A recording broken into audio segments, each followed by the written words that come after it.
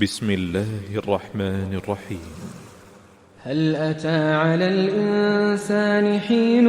من الدهر لم يكن شيئا مذكورا إنا خلقنا الإنسان من نطفة أمشاج نبتليه فجعلناه سميعا بصيرا إنا هديناه السبيل إما شاكرا وإما كفورا إنا أعتدنا للكافرين سلاسل وأغلالا وسعيرا إن الأبرار يشربون من كأس كان مزاجها كافورا عينا يشرب بها عباد الله يفجرونها تفجيرا يوفون بالنذر ويخافون يوما كان شره مستطيرا ويطعمون الطعام على حبه مسكينا ويتيما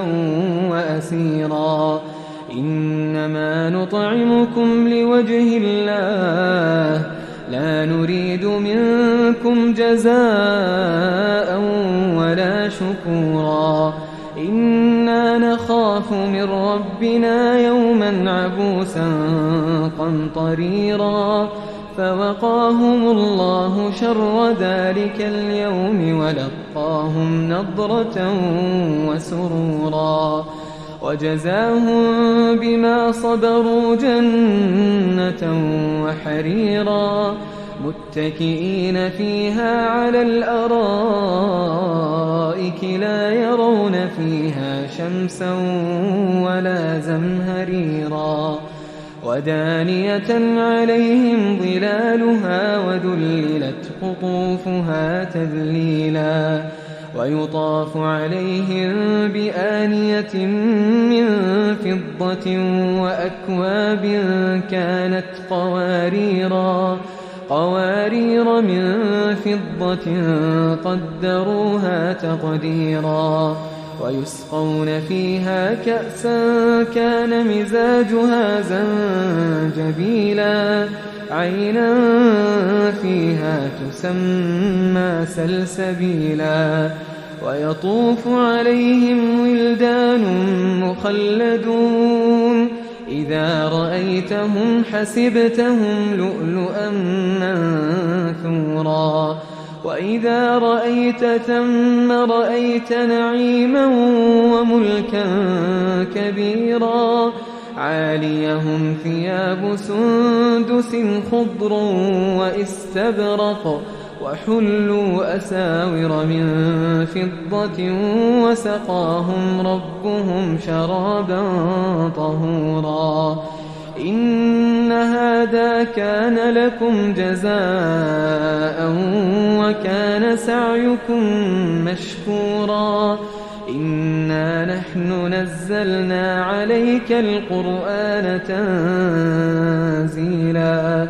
فاصبر لحكم ربك ولا تطع منهم آثما أو كفورا واذكر اسم ربك بكرة وأصيلا ومن الليل فاسجد له وسبحه ليلا طويلا إن هؤلاء يحبون العاجلة ويذرون وراءهم يوما ثقيلا نحن خلقناهم وشددنا أسرهم وإذا شئنا بدلنا أمثالهم تبديلا إن هذه تذكرة فمن شاء اتخذ إلى ربه سبيلا وما تشاءون إلا أن يشاء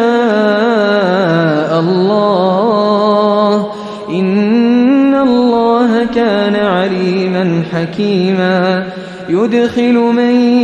يشاء في رحمته